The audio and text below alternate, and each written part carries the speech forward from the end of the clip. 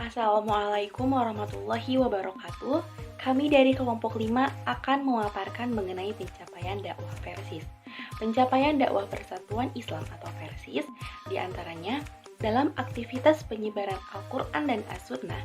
Sebelum berdirinya lembaga pendidikan Persis, pelajaran agama dan ilmu lainnya diberikan dalam pertemuan dan ceramah-ceramah. Acara tersebut diselenggarakan oleh anggota secara pribadi.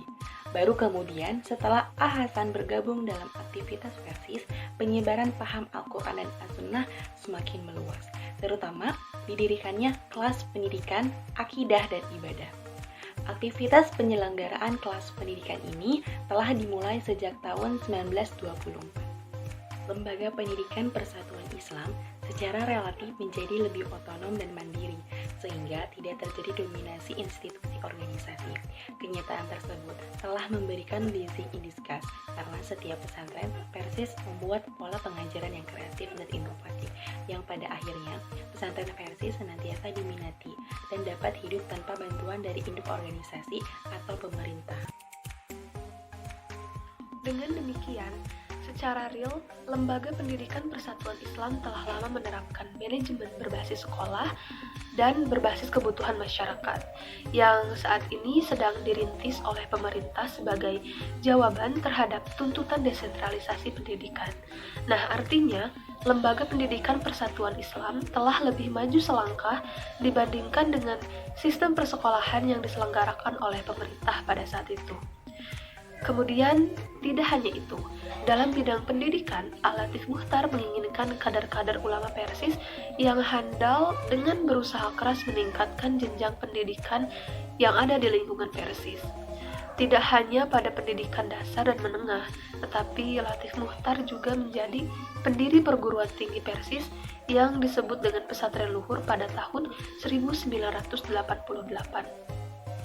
Dalam perkembangan selanjutnya, perguruan tinggi ini terus berubah dan berbenah.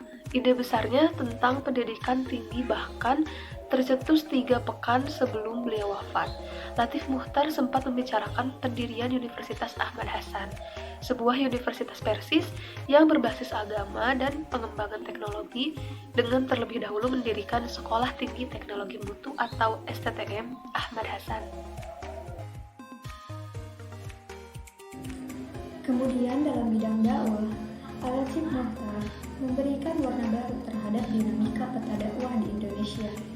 Persis tidak lagi berdakwah dengan gebrakan-gebrakan shock terapis, tetapi melalui pendekatan persuasif edukatif. Persis kini tampil untuk mencari jelas, bukan mencari puas. Dalam kepemimpinannya, Persis mulai merambah dunia kampus dengan mendirikan salah satu organisasi otonom baru, yaitu Himpunan Mahasiswa Persatuan Islam atau disebut HIMA dan Himpunan Mahasiswi Persatuan Islam atau disebut HIMI.